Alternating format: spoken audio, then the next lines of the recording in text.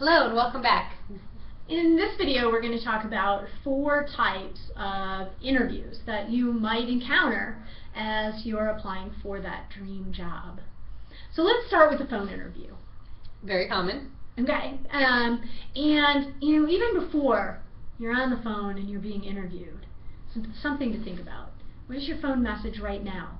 Oh, your voicemail. Okay, that's an excellent point.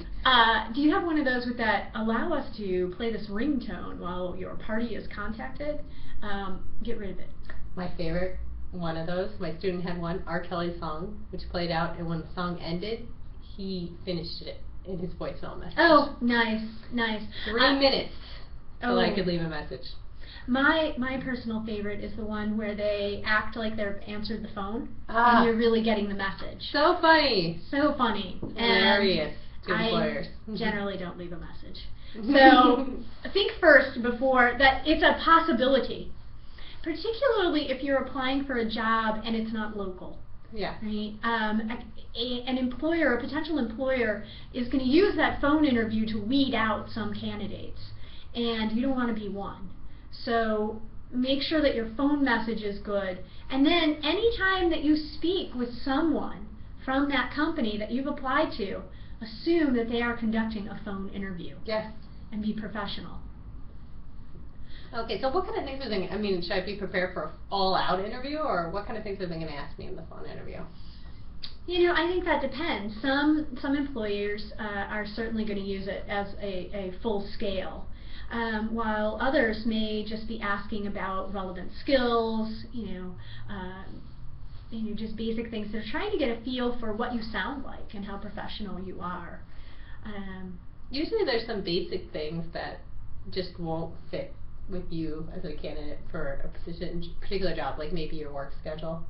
True. Or if a certain location, if you're going to be, if you're interviewing for a general job, like, oh, did you know this one's for our location that's not our headquarters, it's a different one. So the one in Anchorage. Yeah. So are you okay with moving to Anchorage? And, if your answer is no, then the interview is over. They don't want to bring you all the way in and then find out, oh, right. Guess what, she, right. She can only work 9 to 5, and we want someone who can work 7 to 8, so and things like that. Yep. So they're really boiling it down to how well do you fit this job.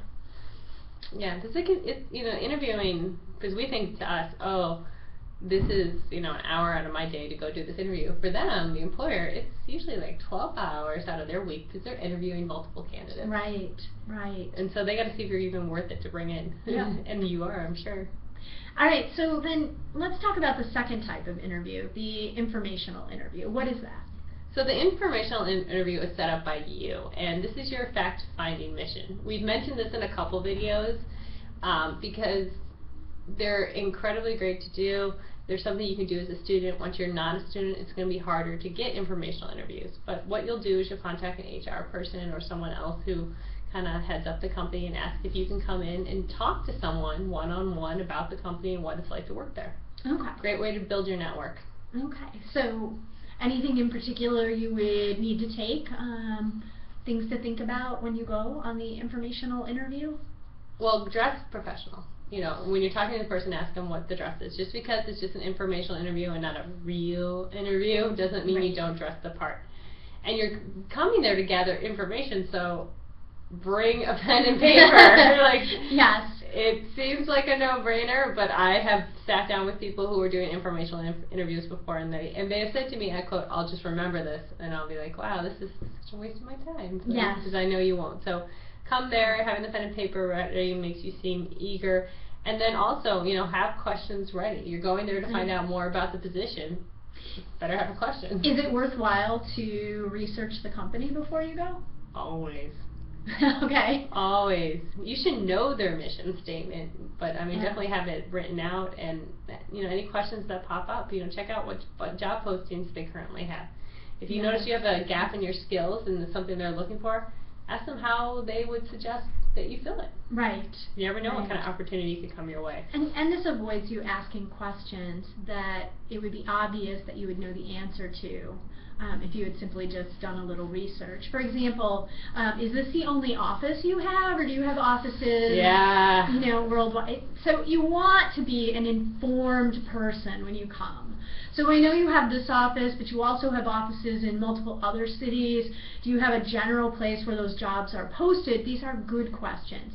It says to the person sitting across from the desk from you that you've done some research, that you really are interested, not that you just showed up and you know, you're not putting the time in. Yeah, read their website carefully. In my last job interview I was on, they asked questions to me to directly reference the website. So if you're going on an informational interview, you better be pretty familiar with the materials they put out there, because they don't want to repeat information that they've already given away freely to the public. You know, and I think that this is a good point to talk about some other things, and these might come up in a face-to-face interview as well. Yeah. Turn your phone off. Oh, yeah. You know, nothing worse than you're having a conversation, and even if it just starts ringing or it's buzzing because you're getting text messages, it shows not vibrate. Off. It shows a lack of attention to what the other person is sharing with you.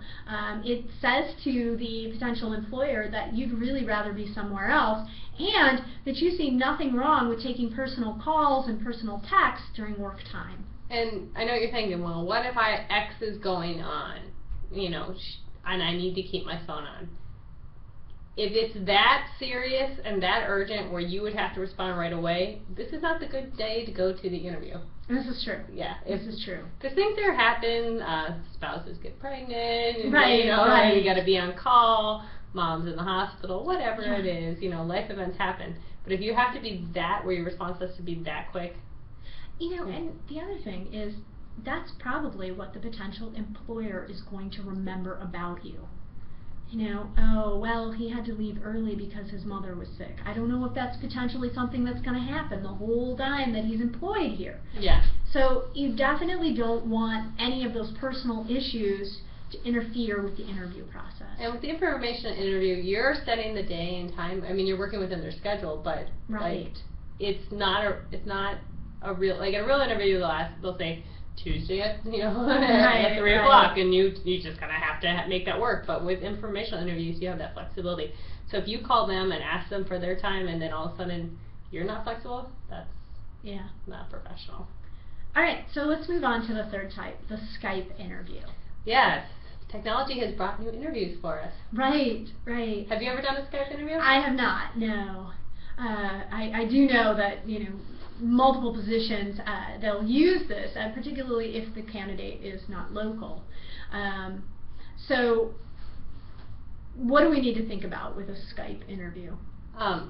This summer I helped my sister prepare for her Skype interview. My sister lives in New Zealand, and she lives on the North Island, and she was interviewing with a company on the South Island. Well, they're just not going to fly her over because right. she had a great phone interview. They wanted to do the Skype before they did the face-to-face.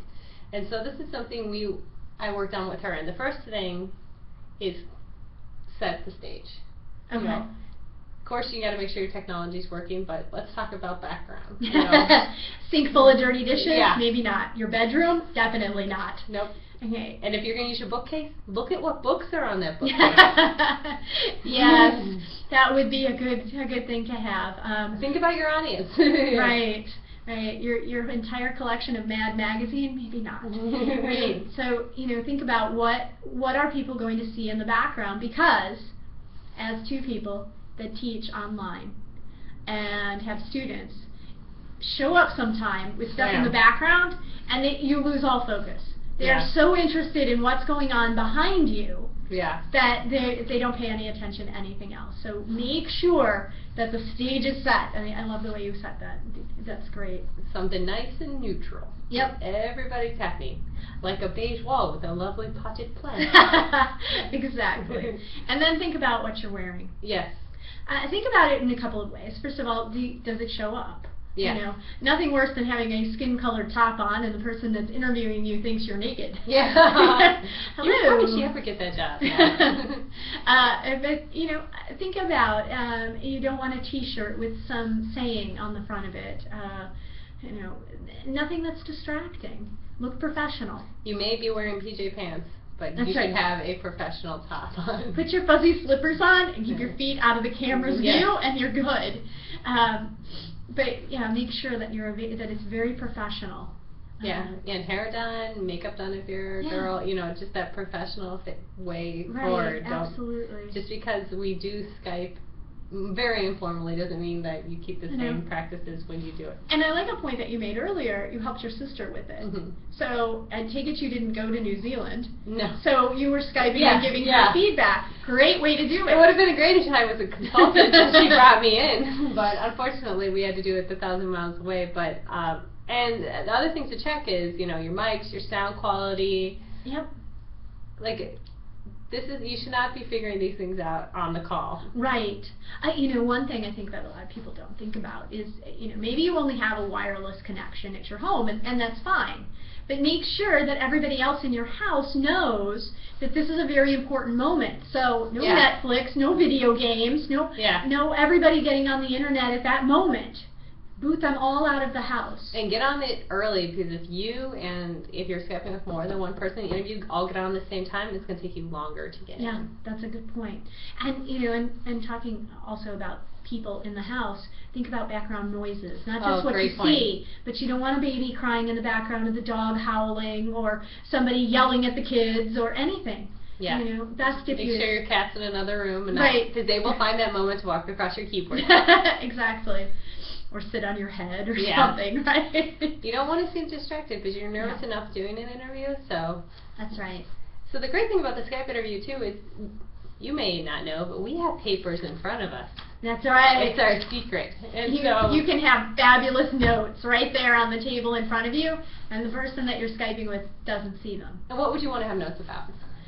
Oh, you know, it depends on how nervous you are. For me, I'd want a lot of notes. Yeah. You know, anticipate questions they might ask and make yourself some notes.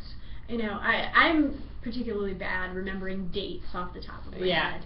So, when did you graduate? I have no idea. Yeah, having a resume right there with that information or transcripts and things like that. You know, so anything, you know, it's always a good idea to anticipate questions that they may ask you and to have some ready answers for it.